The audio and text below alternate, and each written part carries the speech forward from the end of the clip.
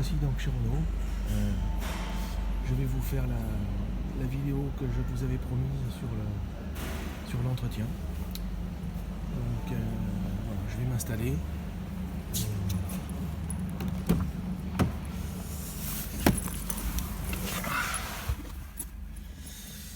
Donc me voici dedans.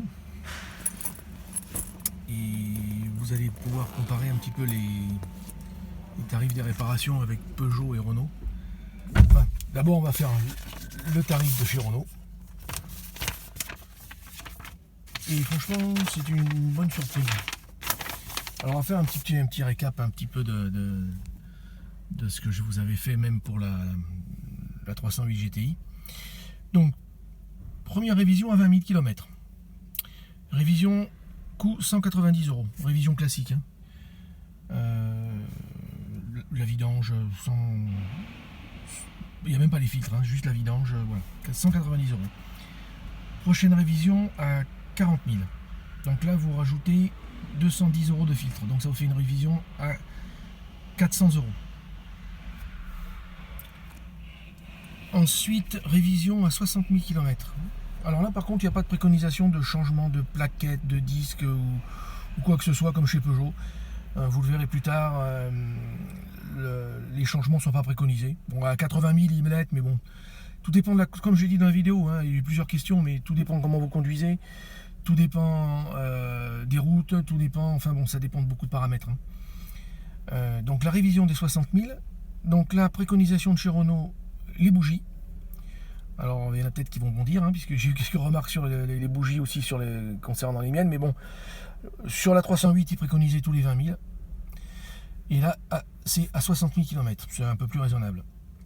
On est toujours dans un contrat, enfin ceci là c'est ce que je vous donne comme tarif, c'est les tarifs normaux, que vous ayez un contrat LOA ou que vous ameniez votre véhicule sans contrat, ça sera les mêmes tarifs.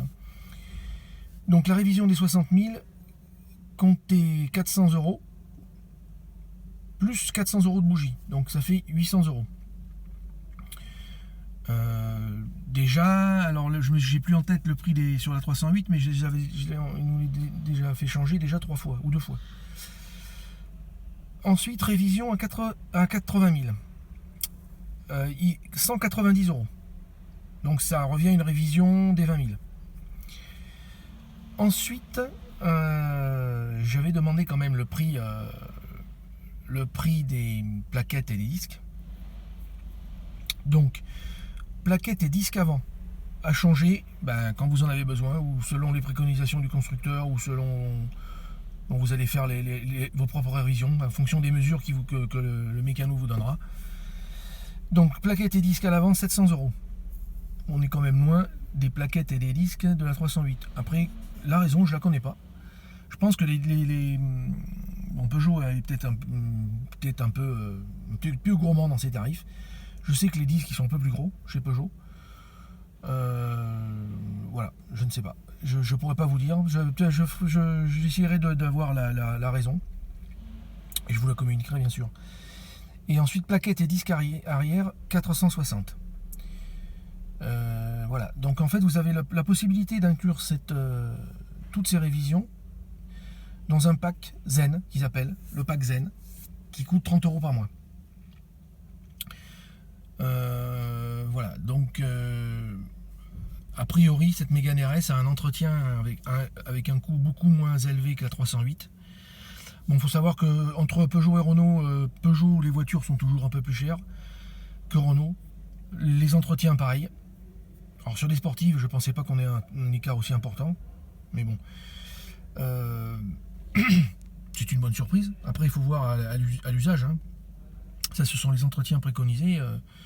Bon, Renault en matière de sportivité, ils sont quand même un pignon sur rue comme on dit.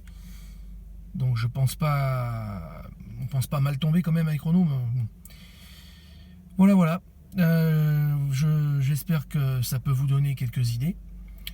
Une chose très importante, qui est le malus.